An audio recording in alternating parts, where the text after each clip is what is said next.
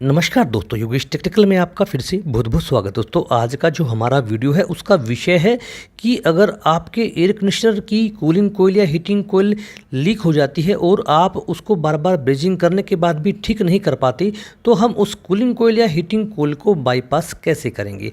जैसा अभी आप देख पा रहे हैं आपके सामने एक कूलिंग कोयल का बैंड लीक है, तो हम इस अवस्था में उस बैंड को रिप्लेस कर सकते हैं और इस समस्या को ख़त्म कर सकते हैं। लेकिन कई बार क्या होता है कि जो हमारी लीकेज होती है वो या तो बिल्कुल पाइप पर फिन्स के साथ हमारी जो ये धातु की पत्ती लगी हुई है यहाँ से लीक होती है और बार बार ब्रेजिंग करने के बाद भी वो ठीक नहीं हो पाती।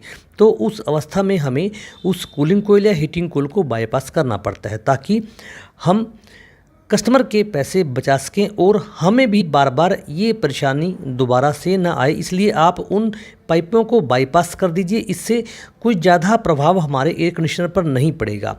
इन सभी बातों को हम इस वीडियो के माध्यम से जानेंगे।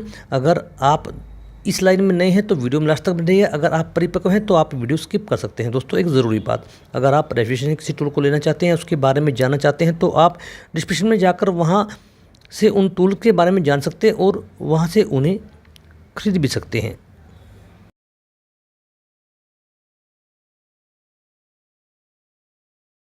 तो दोस्तों अभी आप जो एक विंडो एयर कंडीशनर देख रहे हैं, यह मिस हैंडलिंग की वजह से इसकी कूलिंग कोयल लीक हो गई है। किसी ने इसकी पाइप को पकड़कर इसे उठाने की कोशिश की और उससे वो पाइप बिल्कुल हमारे जो धातु की पत्ती है उसके पास से लीक हो गई है। अब हम इसको ब्रेजिंग करने जा रहे हैं और कोशिश करेंगे कि हम इसे ब्रेजिंग करके फिर प्रेशर देकर इस लीकेज को दोबारा चेक करें। और अगर फिर भी यह नहीं हो पाती तो हम इसे बाईपास कैसे करेंगे, वो सभी बातें हम आगे वीडियो में जानेंगे। तो दोस्तों हमने ब्रेजिंग करने के बाद इसमें प्रेशर को डाला।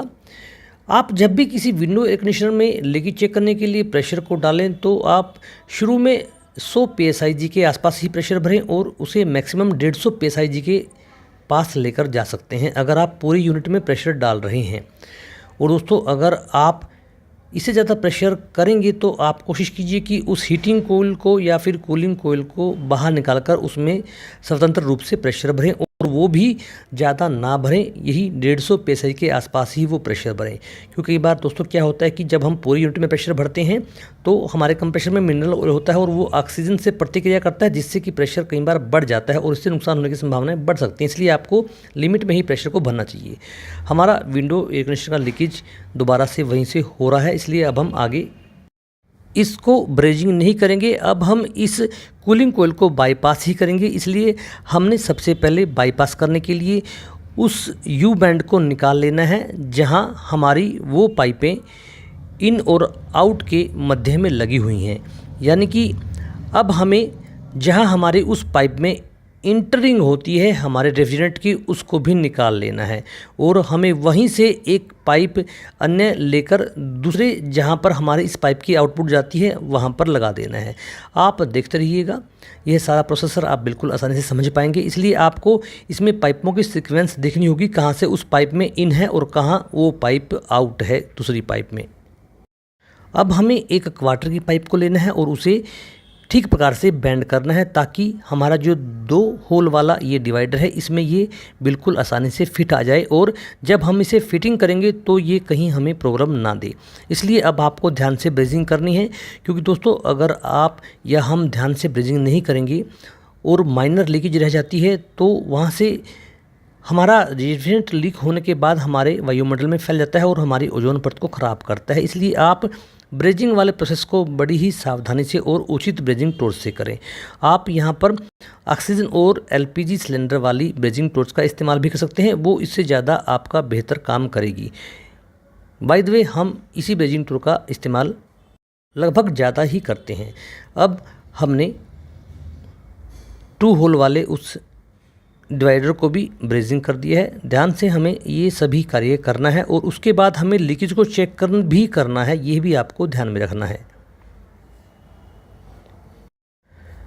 दोस्तों ब्रेजिंग करने के बाद आपको उस बैंड को अच्छी तरह से सुव्यवस्थित करना है ताकि वो बैंड अगर ज़्यादा रफ हो गया हो और वो हमारे आउटर से टच होने के बाद फिर से दोबारा लीकेज न हो जाए। इसलिए आपको इसकी ध्यान से पैमाइश करनी है और यह कंफर्म करना है कि वो बैंड ज़्यादा बाहर की तरफ ना निकला हो, जिससे कि वो हमारे आउटर पर रगड़ खाकर दोबारा से लीक हो जाए। इसलिए यह कंफर्मेशन आपको पहले ही कर लेनी है।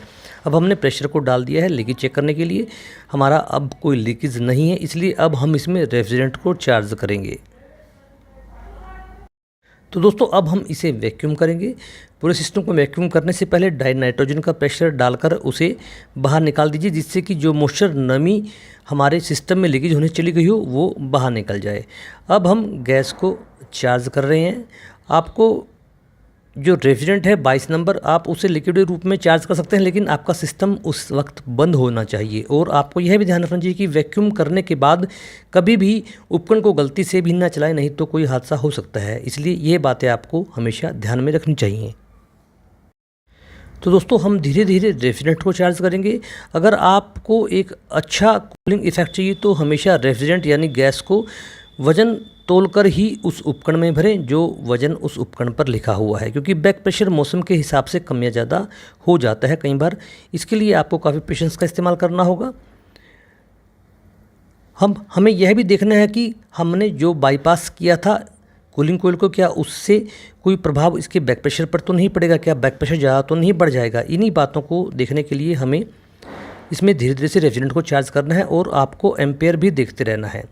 लगभग हमारा रेफ्रिजरेंट आधा जा चुका है। कैपिलरी का स्टार्टिंग पॉइंट भी अभी फ्रोस्टिंग दिखा रहा है। इस फ्रोस्टिंग को मेल्ट हो जाना चाहिए कुछ ही सेकंडों में। हम उसी का इंतज़ार कर रहे हैं।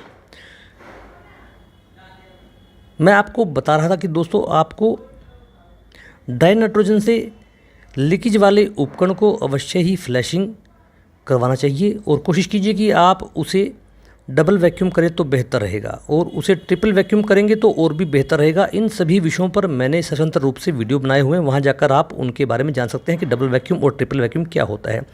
हमने बैक प्रेशर लगभग इसकी उच्चतम सीमा यानी कि 60 और 65 psi के बीच में कर दी है। अब हमें थोड़ा पेशेंस रखना होगा और आपको कभी भी एकदम से गैस ज़्यादा नहीं छोड़नी चाहिए, क्योंकि बैक प्रेशर एक बार शुरू में जब उपकरण कार्य कर रहा होता है अपनी पूरी क्षमता से एक बार जा जाता है, और धीरे धीरे से जैसे ही रेफ्रिजरेंट की बैक कंप्रेशर में आना शुरू हो जाती है तो बैक प्रेशर भी कम हो जाता है। इसलिए आपको एकदम से ज़्यादा गैस नहीं छोड़नी चाहिए। ये बात आपको हमेशा ध्यान में रखनी चाहिए ताकि गैस ओवरचार्ज ना हो पाए। तो दोस्तों उपकरण को चलते हुए काफ़ी वक्त हो चुका है और हमारा जो बैक प्रेशर है वो भी अब पूरी तरह से स्टैंड कर चुका है। हमने 60 psi के लगभग बैक प्रेशर को रखा है और हमारी सेक्शन पर भी अब मॉइस्चर आ चुका है और हमारी जो सभी कूलिंग कोयल की पाइपें हैं वो सभी मॉइस्चर से युक्त हो चुकी हैं, सिर्फ उन पाइपों को छोड़कर जो हमने बाईपास की थी, क्योंकि उनके अंदर रेफ्रिजरेंट प्रवाह नहीं कर रहा। तो दोस्तों आप देख सकते हैं कि कूलिंग कोयल को बाईपास करने के बाद बैक प्रेशर पर कोई ज़्यादा इफेक्ट नहीं पड़ा है और उपकरण भी अपनी पूरी क्षमता से काम कर रहा है और उसका जो कूलिंग इफेक्ट है वो भी लगभग उसी प्रकार से है जिस प्रकार से पहले था, और एम्पेयर भी इसकी लगभग सही चल रहे हैं। तो दोस्तों कोशिश की थी यह बताने की कि आप कूलिंग कोयल या हीटिंग कोयल को बाईपास कैसे कर सकते हैं। वीडियो को लाइक और शेयर अवश्य कीजिएगा, चैनल को सब्सक्राइब करना भी मत भूलिएगा, और दोस्तों वीडियो को शेयर अवश्य कीजिएगा ताकि इसका लाभ सभी उठा सकें। धन्यवाद।